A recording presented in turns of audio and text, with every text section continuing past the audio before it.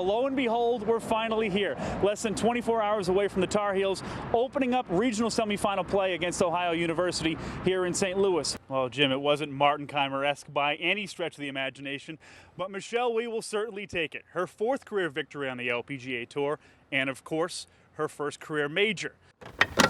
As indicated by their 34 wins, NC State can pull out victories in a lot of different ways. But there's one statistic where they truly excel, the home run ball. The Wolfpack hit 63 this year, leading the ACC in the process. There are plenty of statistics when it comes to the Final Four, and sometimes it can be a little overwhelming keeping track of them all. But one thing is clear, if Villanova shoots anywhere near the way it did against Oklahoma, 71%, the trophy is likely the Wildcats. However, for the Tar Heels, the magic number for them could be 50. As in 50% shooting from the floor. When the Tar Heels do that, they're 22-1 on the season. With the Tar Heels at the Final Four, Ryan Welch, Time Warner Cable News.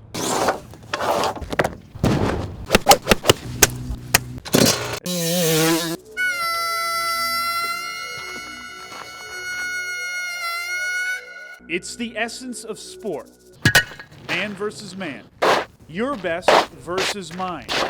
Like a showdown at the OK Corral.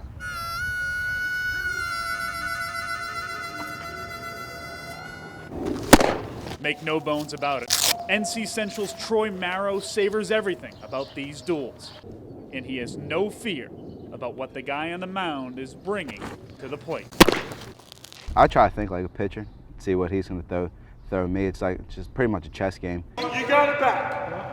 His voice has reverberated through Spalding Gym for some time now. He reaches out to everybody as he can one-on-one and not just certain people and things of that nature. He always nags his arms about that, telling us that he needs to hear us talking. Jenkins has won wherever he's been. From a high school team title during his days at Leesville Road to numerous amateur titles, Jenkins initially enrolled and succeeded at UNC Greensboro. But something didn't feel right. And so he received a one-time transfer exception to leave UNCG and head to Carolina this past season. There were some things going on at UNCG, and I just needed out, and I felt that UNC would give me a better opportunity to play professional golf. For the first time in 7 years, the North Carolina Tar Heels will look to cut down the nets at the Final Four.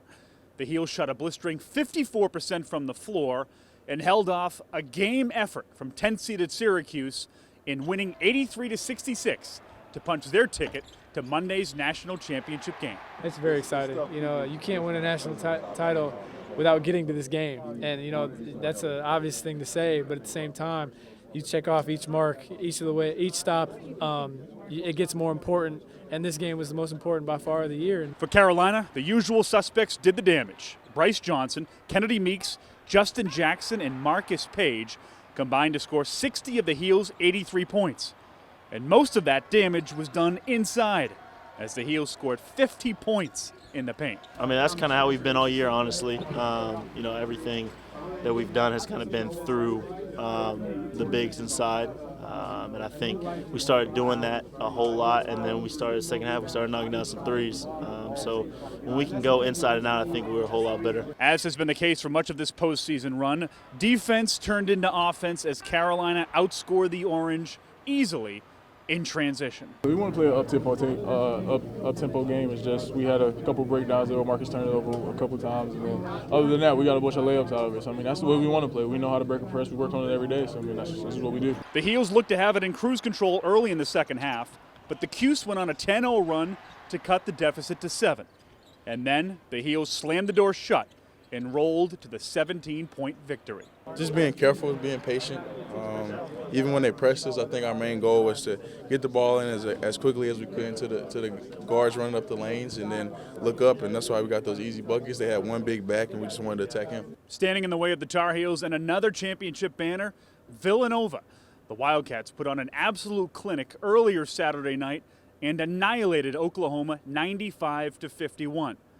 If Carolina can find a way to slow down the Cats, they'll give head coach Roy Williams his third national title. With the Tar Heels at the Final Four in Houston, Ryan Welch, Time Warner Cable News.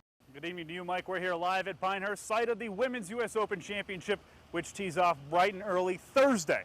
But on Tuesday, more practice rounds with some big names. One of the players out there on the course. And those hydration stations will certainly come in handy. Temperatures have been skyrocketing, and it might even get worse as the week progresses. Now, we just heard from Michelle Wie. If you know anything about golf, you know about Michelle Wie. She's one of the top players on the LPGA Tour, and she garners a lot of attention. But she's not the only player in the field garnering a lot of attention. With that, we're going to bring in my colleague, Andy Madison, with that story. Well, that's right, Ryan. As you mentioned, all eyes on the golfing world these 2 weeks. The Men's U.S. Open Championship last week, the women taking center stage this Thursday. So with all eyes on this, we're going to bring back our own Andy Madison, who has reaction from a former champ on the men's side. That's right, Andy. It's going to be hot out here for these ladies when they tee off on Thursday. Hydration stations, that's a big thing. The USGA, again, tip of the cap to them. They're going to have free water bottles, too, if you have tickets to the event. So it is temperatures in the high 90s. Certainly a good call by the USGA, and it's good to hear from Andy North, the former male champ. All right, Wednesday, more practice rounds, as well as more interviews. Paula Creamer, the 2010 U.S. Open champ, will take part, as well as Inbee Park, among others. But for now, reporting live from Pinehurst, Ryan Welch, Time Warner Cable News. Miami, they shot the ball very well. They shot the ball very well in UNC Asheville, as you would imagine in the opener. So with the exception of that Kansas game, they have been lights out inside the arc, beyond the arc, you name it. So they are a confident bunch, and why not? And as we said, Jay Wright has done a tremendous job in leading this program year in and year out.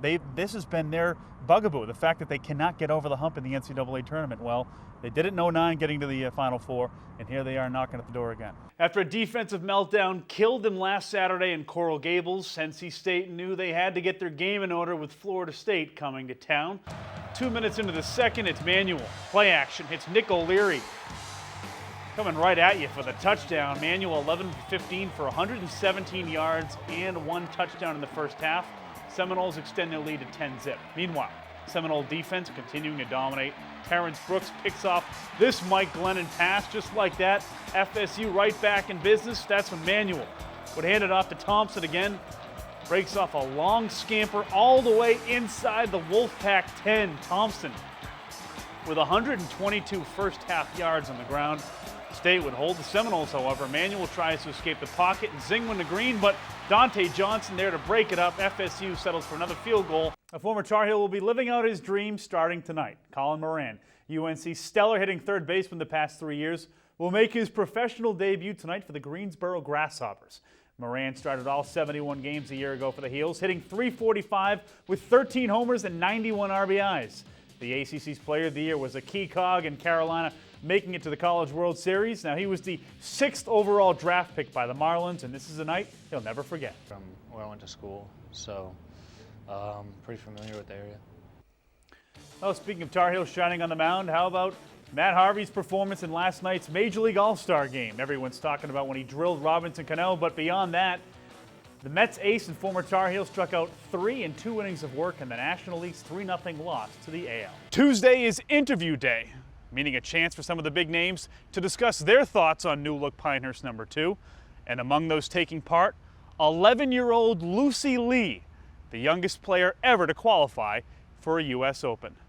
At Pinehurst #2, Ryan Welch, Time Warner Cable News.